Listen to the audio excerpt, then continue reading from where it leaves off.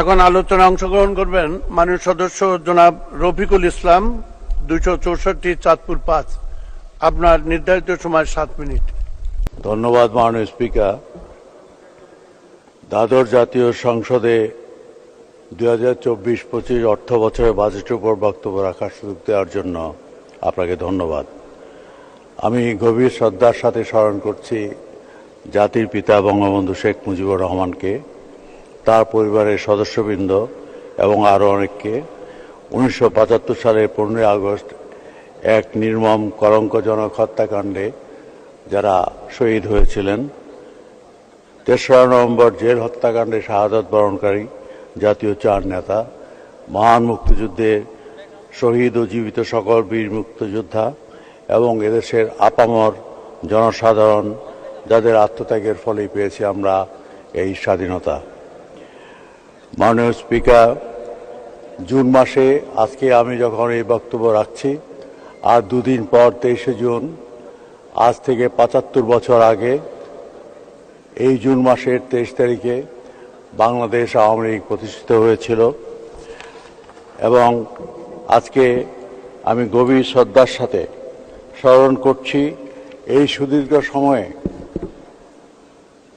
বাংলাদেশের জনগণের স্বার্থ রক্ষার জন্য, অধিকার আদায়ের জন্য যে ইতিহাস, যে আন্দোলন সংগ্রাম এবং মানুষের অধিকার আদায়ের যে ইতিহাস, মুক্তিযুদ্ধে প্রস্তুতির ইতিহাস, মুক্তিযুদ্ধে নেতৃত্ব দানের ইতিহাস, সেই ইতিহাসের প্রতিটি পরতে পরতে জড়িয়ে আছেন জাতির পিতা বঙ্গবন্ধু শেখ মুজিবুর রহমান।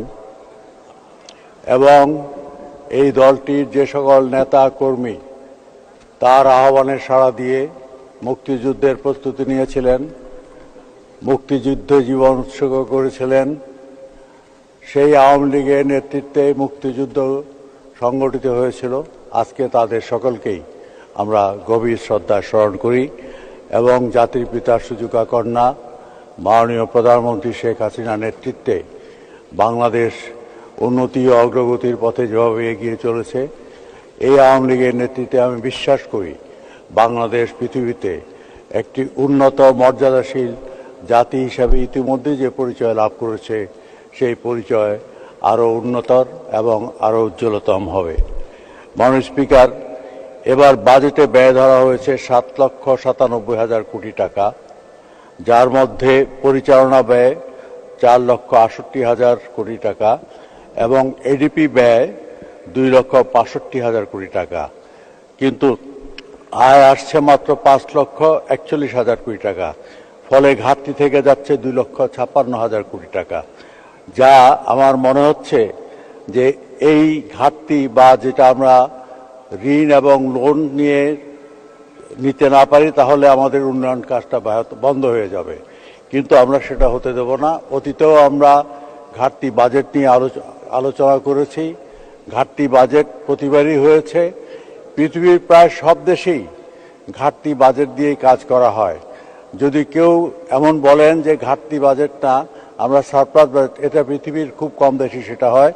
যারা তেল সমৃদ্ধ তারা হয়তো তেল বিক্রি করে যে টাকা দেয় সেটা দিয়ে তারা একটা সারপ্লাস বাজেট দিতে পারে। কিন্তু আমরা উন্নয়নশীল সকল দেশই এই ঘাটতি বাজেট নিয়ে এগোতে হবে। এবং এখানে আমাদের চিন্তা করতে হবে, আমরা যে করারোপের কথা বলছি, সেই করারোপ বা অন্য কোনো পন্থা যেন গরিব সাধারণ মানুষ ক্ষতিগ্রস্ত না হয়, সেদিকে আমাদের খেয়াল রাখতে হবে। একটি রাষ্ট্র পরিচালনায় বিভিন্ন খাতে ব্যাপক অর্থের প্রয়োজন হয়। সেই অর্থ আহরণের অনেকগুলো পথ আছে, সেগুলো আমাদের মাননীয় অর্থমন্ত্রী নিশ্চয়ই বিচার বিশ্লেষণ করেছেন। কিন্তু আহরিত সম্পদের সর্বোত্তম ব্যবহারটা নিশ্চিত করাটাই সবচেয়ে গুরুতর বিষয়। এখানে আমাদের অপচয় রোধ করতে হবে, সম্পদের ব্যবহারে স্বচ্ছতা আনতে হবে এবং এই সম্পদ ব্যবহার করে আমরা যে উন্নয়ন কাজগুলো করছি বা যেসব কাজ হচ্ছে, সেসব কাজের গুণগত মান নিয়ে অনেক অভিযোগ আছে। আমরা এমডিজি গোল অর্জন করেছি, এসডিজি নিয়ে কাজ চলছে, কিন্তু উন্নয়ন যদি সঠিকভাবে না হয়, সেই উন্নয়ন আমরা ধরে রাখতে পারবো না। এখানে অনেক অভিযোগ আছে, যারা কন্ট্রাক্ট নেয় কাজের মান অত্যন্ত খারাপ। মাননীয় স্পিকার, এটা আমি বাধ্য হচ্ছি এটা বলার জন্য। গ্রামাঞ্চলে মানুষ দেখে কন্ট্রাক্টররা কাজ নেয় 2-3 বছর ফেলে রাখে। শিক্ষা প্রতিষ্ঠানের ভবন নির্মাণের কাজ এত নিম্নমানের, 1 বছর যেতে না যেতেই প্লাস্টার খুলে পড়ে এবং সেখানে রড দেখা যায়। আমাদের যে ছেলেমেয়েরা ছাত্রছাত্রীরা শিক্ষা প্রতিষ্ঠানে আছে তারা এসব দেখে আমাদের সম্পর্কে তারা কি ভাববে? আমরা যে সংসদ সদস্য হয়ে আসছি, জনগণের প্রতিনিধি, আমাদের সন্তানরা যখন দেখবে যে কন্ট্রাক্টররা কাজ খারাপ করছে, আমরা সেটা বন্ধ করতে পারছি না, আমরা এইসব সন্তানদের কাছে কিভাবে জবাবদিহিতা করব? কাজেই সরকারের আমি মনে করি যেই সম্পদে আমার আছে এই সম্পদের আমার হিসাব মতে প্রায় 30 থেকে 40 ভাগ অপচয় হয়, কন্ট্রাক্টররা নষ্ট করে, অবহেলার জন্য নষ্ট হয়। এটাকে আমাদের বন্ধ করতে হবে। আমি যেহেতু আমার সময় কম, আমি বেশি কথা বলবো না। কয়েকটি বিষয় নিয়ে প্রত্যেকবার আমি বক্তব্য রাখি, আজকেও সংক্ষেপে। স্বাস্থ্য, সামাজিক নিরাপত্তা, শিক্ষা, কৃষি এবং কর্মসংস্থান এবার যুক্ত হয়েছে, চাকরিতে যোগদানের বয়স এবং অধুনা কোটা সিস্টেম নিয়ে বেশ কথাবার্তা চলছে। এগুলোকে আমরা হালকাভাবে না নিয়ে, এরা আমাদের সন্তান, নতুন প্রজন্ম, এদের একটা সুখী সমৃদ্ধশালী বাংলাদেশ দেওয়ার জন্য আমরা যারা এখানে মুক্তিযুদ্ধ করেছি, যারা ছিলেন, আমরা যুদ্ধ করেছেন এই প্রজন্মকে একটি সুখী সমৃদ্ধশালী বাংলাদেশ উপহার দেওয়ার জন্য। তারা আন্দোলন করছে, আমাদের সে আন্দোলনের ভাষা বুঝতে হবে, সেটা অনুধাবন করে আমাদের একটা নেগোসিয়েটেড সেটেলমেন্টে যেতে হবে, যেন এই আন্দোলনটা জনগণকে আমাদের দিকে, আমাদের পক্ষ থেকে সরিয়ে না নিয়ে যায়। কারণ এই প্রজন্মের কাছে আমরা একদিন ক্ষমতা হস্তান্তর করব, রাষ্ট্রের দায়িত্বভার। 2 মিনিট বলবেন। জি মাননীয় স্পিকার, আপনি তো আমার পাশেই বসেন, আমাকে একটু বেশি দিন। একদম পাশেই বসি, কম কথা বলি, তখন কিছু গুরুত্বপূর্ণ কথা বলি, তারপরে আপনি বন্ধ করে দেবেন। মাননীয় স্পিকার, স্বাস্থ্যমন্ত্রী এখানে নেই, আমি বারবার একটি কথা বলে আসছি। আমরা যারা মোটামুটি ভালো আছি, অসুখ বিসুখে আমরা চিকিৎসা পাই, যে মানুষগুলো দারিদ্র্য সীমায় আছে 20 ভাগ মানুষ, আপনি হিসাব করুন, 1971 সালে 7.5 কোটি মানুষের 40 ভাগ দারিদ্র্য সীমার নিচে ছিল, সেটা হলো 3 কোটির মতো মানুষ। আজকে 17 কোটি মানুষের 20 ভাগ সংখ্যায় কিন্তু সমান দাঁড়াচ্ছে, ওই 3 কোটি মানুষই এখনো দারিদ্র্য সীমায় রয়ে গেছে।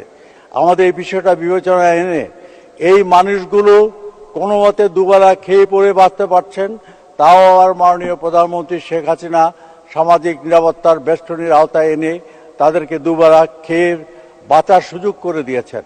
কিন্তু তাদের পরিবারের যখন একজন রোগী হাসপাতালে নিতে হয়, তারা জানে না কোন হাসপাতালে যাবে, কিভাবে যাবে। একটা অ্যাম্বুলেন্সের টাকা তাদের কাছে নাই, প্যারাসিটামল কেনার টাকা তাদের কাছে থাকে না। এই বিষয়গুলো আমাদেরকে অনুধাবন করতে হবে। শুধু আমাদের নিজেদের সুযোগ সুবিধার চিন্তা করলে হবে না, গ্রামের অবহেলিত বঞ্চিত এই মানুষদের কথা আমাদের ভাবতে হবে। তাদের সবকিছু চিন্তা ভাবনা করে আমি আগেও বলেছিলাম যে স্বাস্থ্য সেবাটা যেন, যে মানুষগুলো তার জন্য মূল্য দিতে পারে না, যার ইনকাম নাই, সেজন্য বিনামূল্যে সরকারি হাসপাতালে স্বাস্থ্য সেবা পায়, এই ব্যবস্থা আমাদের নিশ্চিত করতে হবে। আমি জানি আমাদের সম্পদের সীমাবদ্ধ আছে, কিন্তু আমাদের যে প্রত্যাশা, সেই প্রত্যাশার কথা আমি এখানে সংসদে জাতির উদ্দেশ্যে এবং এখানে আমাদের সম্মানিত সকল সংসদ সদস্যদের কাছে আমি সমর্থন চাইব যে আপনারাও যেন এই বিষয়টা নিয়ে আলাপ করেন। একদিনে না হোক, কিন্তু একটা পরিকল্পনা অন্তত স্বাস্থ্য মন্ত্রণালয় এখন পর্যন্ত আমাদের সামনে তুলে ধরতে পারেন। 2 মিনিট। মাননীয় স্পিকার, আমাদের সামনে একটা পরিকল্পনা অন্তত তুলে ধরুক যে কি প্রক্রিয়া করলে আমরা গরিব মানুষগুলোকে স্বাস্থ্য সেবা দিতে পারবো বিনামূল্যে, যারা এটার জন্য কোনো অর্থের যোগান দিতে পারছে না। মাননীয় স্পিকার, এবার আসি সামাজিক নিরাপত্তা বেষ্টনী। যে বরাদ্দ সরকার দিয়েছেন, মাননীয় প্রধানমন্ত্রীকে এদেশে মানুষ আজীবন শ্রদ্ধাভরে স্মরণ করবে, কারণ তার আগে কেউ এই সামাজিক নিরাপত্তা বেষ্টনী নিয়ে চিন্তা ভাবনা করে নাই। এখানে একটা বিষয় আছে, যারা এই নিরাপত্তা কার্ডগুলো দেয়, বয়স্ক ভাতা, বিধবা ভাতা, মাতৃত্বকালীন ভাতা, এই দায়িত্বপ্রাপ্ত ব্যক্তিরা ভাতা দিচ্ছেন, ভাতার কার্ড দিচ্ছেন। আর লোকদেরকে বলছেন আমি তোমাকে কার্ডটা দিলাম। এরা কিন্তু কখনো বলে না মাননীয় প্রধানমন্ত্রীর সরকার এই কার্ড দিয়েছে, তারা বলে আমি তোমাকে এই কার্ডটা দিলাম। তারা তাদের ভোটের হিসাব করে এইসব কথা বলে। এই অপপ্রচার বন্ধ করতে হবে। এগুলো দিচ্ছে সরকার, মাননীয় প্রধানমন্ত্রী শেখ হাসিনার সরকার। মাননীয় প্রধানমন্ত্রী ঘর দিয়েছেন, ভূমিহীন এবং গৃহহীনদের ঘর দিয়েছেন। ওই দায়িত্বপ্রাপ্ত ব্যক্তিরা, আমি তাদের নাম বলবো না বা ডেজিগনেশন বলবো না, তারা বলে তোমাকে আমি এই ঘরটা দিলাম। কোনো জায়গায় আমি এমনও দেখেছি সেই ঘরে ওনারা নিজের নেম প্লেট লাগায়। আমি দু এক জায়গায় এটা খুলে ফেলেছি। মাননীয় স্পিকার, জিনিসগুলো আমাদের অনুধাবন করতে হবে। আরেকটি বিষয় আমি নিয়ে আসছি, সেটা হচ্ছে গ্রামাঞ্চলে আমাদের এমনি কৃষি জমি খুব কম। সরকার একটা সিদ্ধান্ত নিয়েছে কৃষি জমি ইন্ডাস্ট্রির জন্য ব্যবহার করা যাবে না, কিন্তু গ্রামাঞ্চলে কি হচ্ছে, রাত্রিবেলা হলে কৃষি জমির মাটি কেটে নিয়ে ইট ভাটায় নিয়ে যাওয়া হচ্ছে, ইট তৈরি করা হচ্ছে। এখন যে হারে কৃষি জমি নষ্ট হচ্ছে, এভাবে যদি আর 2-3 বছর চলে, জনসংখ্যা বাড়তে থাকে, তাহলে আপনার খাদ্য সংকট সৃষ্টি হবে। সদস্য 1 মিনিট। তাহলে আমি আপনাকে ধন্যবাদ দিয়ে বক্তব্য শেষ করার আগে এখানে মাননীয় আমাদের যোগাযোগ মন্ত্রী ওবায়দুল কাদের সাহেব চলে গেছেন একটু আগেই। আমার হাজীগঞ্জ বাজার বাইপাস অত্যন্ত গুরুত্বপূর্ণ একটা প্রকল্প। মাননীয় প্রধানমন্ত্রীর কাছে আমি চিঠি লিখেছিলাম, সেটা যোগাযোগ মন্ত্রীর ওখানে গিয়েছে, তাও কয়েক বছর আগে। আমি মাননীয় যোগাযোগ মন্ত্রীর আকর্ষণ করে তাকে অনুরোধ করব এই বাইপাসটি অতি দ্রুত যেন কাজ শুরু করা হয় অথবা প্রকল্প গ্রহণ করা হয়। এবং বক্তব্য শেষ করার আগে আমি হাজীগঞ্জ শাহরাস্তিবাসীকে ধন্যবাদ জানাচ্ছি, তাদের প্রতি কৃতজ্ঞতা জানাই। এই নিয়ে তারা 5বার আমাকে এই সংসদে নির্বাচিত করে পাঠিয়েছে, সেজন্য আমি তাদের প্রতি গভীর কৃতজ্ঞতা জানাচ্ছি। এবং আমি আপনার মাধ্যমে দেশবাসীকে এবং আমার এলাকাবাসীকে এটুকু শুধু আশ্বস্ত করতে চাই, আমার জীবনে চাওয়া পাওয়ার কিছু নেই। আমরা 71 সনে যারা যুদ্ধ করেছি, সে যুদ্ধের মাঠে আমাদের মৃত্যু হতে পারত।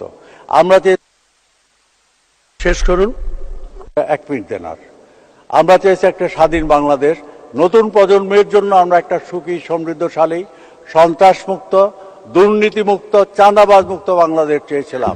সেই লক্ষ্যে আমরা সবাই ঐক্যবদ্ধভাবে কাজ করব। এখানে মাননীয় প্রধানমন্ত্রীরও কিছুটা সহায়তা আমাদের প্রয়োজন। আমি মাননীয় প্রধানমন্ত্রী শেখ হাসিনাকে এই জন্য ধন্যবাদ জানাই। বিশ্ব যখন একটা জটিল পরিস্থিতির মধ্যে নিমজ্জিত, একদিকে যুদ্ধ এবং অন্যান্য করোনা সংকটের ফলে অর্থনৈতিক সংকটের মধ্যেও তিনি যেভাবে বাংলাদেশকে নিয়ে সামনের দিকে এগিয়ে চলেছেন, সেজন্য তিনি অবশ্যই ধন্যবাদ পাবেন। এবং সেজন্য জাতির পিতা বঙ্গবন্ধু শেখ মুজিবুর স্বপ্ন বাস্তবায়নে তিনি সফল হবেন এই বিশ্বাস আমার আছে।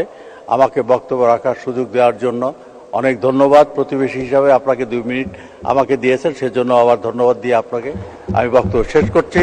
খোদা হাফেজ। জয় বাংলা, জয় বঙ্গবন্ধু। আসসালামু আলাইকুম। সদস্য পাশে নিরাপদে বসতে পারবো তো? ধন্যবাদ মাননীয় সদস্য, আপনাকে অসংখ্য ধন্যবাদ।